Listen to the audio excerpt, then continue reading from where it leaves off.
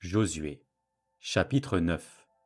À la nouvelle de ces choses, tous les rois qui étaient en deçà du Jourdain, dans la montagne et dans la vallée, et sur toute la côte de la Grande Mer, jusque près du Liban, les Hétiens, les Amoréens, les Cananéens, les Phéréziens, les Éviens et les Jébusiens s'unirent d'un commun accord pour combattre ensemble contre Josué et contre Israël. Les habitants de Gabaon, de leur côté, lorsqu'ils apprirent de quelle manière Josué avait traité Jéricho et Haï, eurent recours à la ruse et se mirent en route avec des provisions de voyage. Ils prirent de vieux sacs pour leurs ânes et de vieilles outres à vin déchirées et recousues. Ils portaient à leurs pieds de vieux souliers raccommodés et sur eux de vieux vêtements. Et tout le pain qu'ils avaient pour nourriture était sec et en miettes. Ils allèrent auprès de Josué au camp de Gilgal et ils lui dirent, ainsi qu'à tous ceux d'Israël: « Nous venons d'un pays éloigné et maintenant faites alliance avec nous. »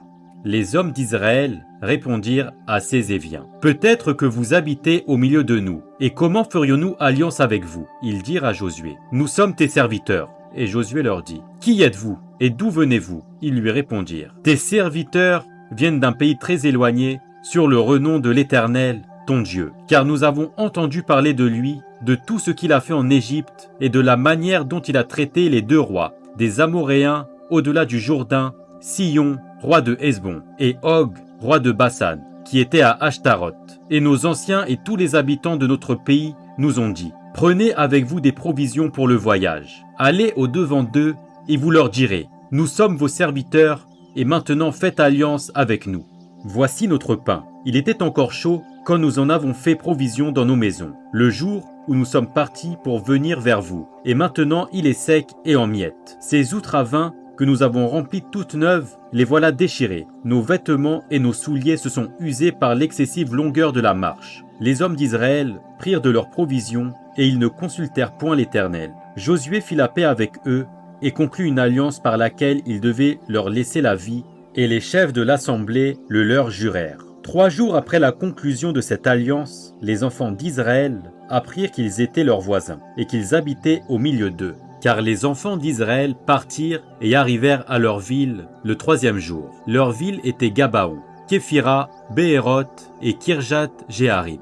Ils ne les frappèrent point parce que les chefs de l'assemblée leur avaient juré par l'Éternel, le Dieu d'Israël, de leur laisser la vie. Mais toute l'assemblée murmura contre les chefs. Et tous les chefs dirent à toute l'assemblée: nous leur avons juré par l'Éternel, le Dieu d'Israël, et maintenant nous ne pouvons les toucher. Voici comment nous les traiterons. Nous leur laisserons la vie afin de ne pas attirer sur nous la colère de l'Éternel, à cause du serment que nous leur avons fait.